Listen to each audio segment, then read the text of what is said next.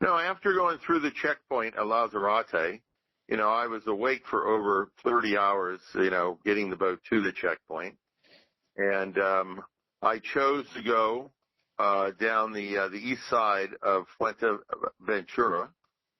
And the angle of the wind and all, it was close hauled, but I was sailing a course about 30 degrees above the island, so I was all safe. And I knew I was tired, so I stood up and smoked a cigar, which helps keep me awake. And I stood up there for about 2 hours. And finally I said, okay, I'll sit down for a minute. And the moment I sat down, I obviously, because I was so fatigued, fell asleep. And the reason the boat hit the rocks is that the breeze velocity dropped off significantly. And in doing so, the hydrovane, the boat turned to port towards the rocks. And I was not aware of that until the boat hit the rocks. And the action of the boat and all was very violent. I was almost thrown overboard, because I was asleep in the cockpit. And, but I went down below, and got on the VHF radio for the Mayday. And each wave was like the wave would pick the boat up, several feet and drop it, and I was thrown across the cabin and I'd have to crawl back up. And it did that, for probably about 30 to 45 minutes till the boat is where it's resting now. And each wave actually got almost easier because the boat got more protected in the shallower water.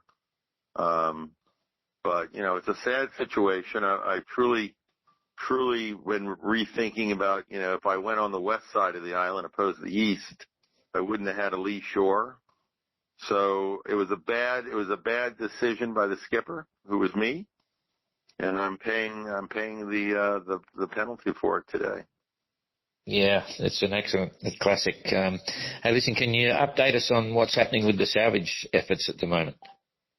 There are two companies, one in Gran Canaria, who is putting together a plan supposedly to float it with float bags, and there is a local company here that is already on the beach as we speak. Because I just saw a video of the boat that they shot, and they're contacting the authorities to see if they have permission to bring the cranes down to the beach. So one of these companies, hopefully later today, can put a proposal to me. I've contacted and have hired a local attorney to review the documents to make sure that, I retain ownership of the boat. It's not like a salvage that I'm going to pay to have them take it off, but they own the boat.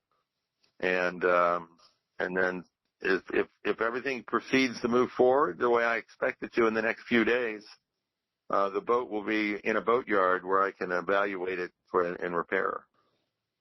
Yeah, that's great. Okay, good luck with all that, and thanks for the update. It's quite handy to, I know there's a lot of people interested, and we wish you all the success, Guy, to get it off in one piece. And I know you're trying to have the least environmental impact and all the rest of it. And it seems the locals are looking after the boat.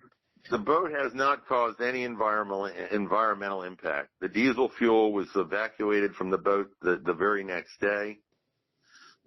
There's no damage to a reef. It's lava rocks. There's nothing there except slime on the rocks.